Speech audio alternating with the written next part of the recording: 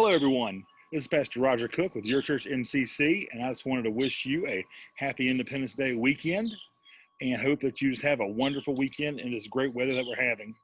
I know that this Independence Day may feel kind of weird in the midst of COVID-19. It's kind of hard to celebrate with so much going on in the world, so many social justice issues, so much going on with the job market, so much going on with health and illness and sickness and inequality.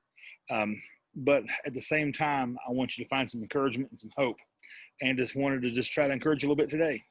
As we look at the founding of this holiday and we see the words, we the people, and as we think about how all men are created equal. And when those words were penned, it was only equality in so much as the author saw equality, in a time when people were not equal, in a time when genders were not equal, in a time when races were not equal. And, and here we are over 200 plus years removed later, and still inequality and racism, are as fresh as today's newspaper. But I wanted to still give you some encouragement. What this holiday, I think, does teach us and show us is just the resilience of the marginalized, how we can proceed in the generations, years, and centuries since, and then just as recent as decades past with the civil rights movement, and as fresh as it is now with movements for racial equality and acceptance of the LGBTQ community, that as a people, humanity is resilient. Take hope and peace in that. Be a part of the change. Don't just protest, but make sure that you practice and use your vote to facilitate and help make change. And I want to encourage you with just a word from the Christian Bible also today. This is going to be from Matthew 25, verses 31 and 40. I encourage you to go and look at those verses. I encourage you to go and read what the divine is saying about themselves there.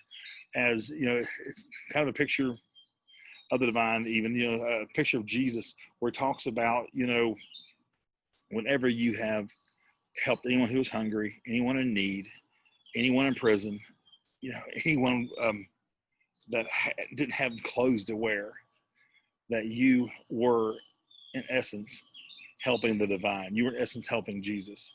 Don't think that, I think sometimes we fall into that we do things in faith groups.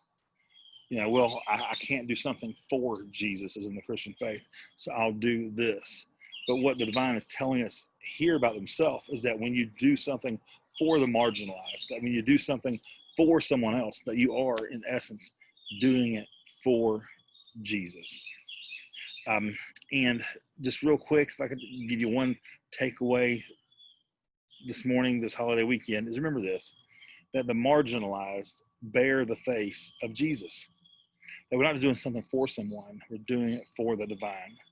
That the marginalized bear the face of Jesus. Well, yeah, I've got to go.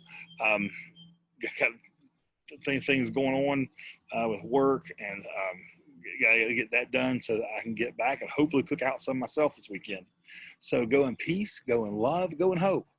And I hope this helped encourage you today and hopefully challenge you. Be a part of the change that you wish to see in our nation and in our world.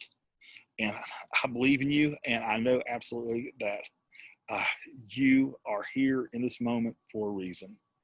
But thank you guys. Talk to you soon. Have a great weekend.